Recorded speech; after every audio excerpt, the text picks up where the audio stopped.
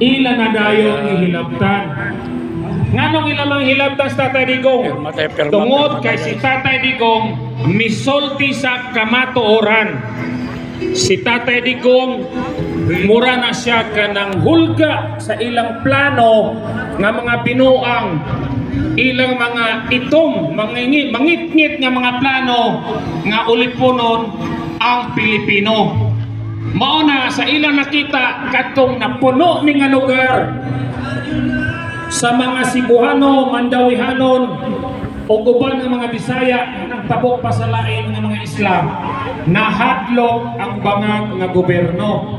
Mao na ilang gipahilom o ilang gikidnap si Tatay Digong. So, diri sa Cebu, gahapon dito ka sa Danao, no?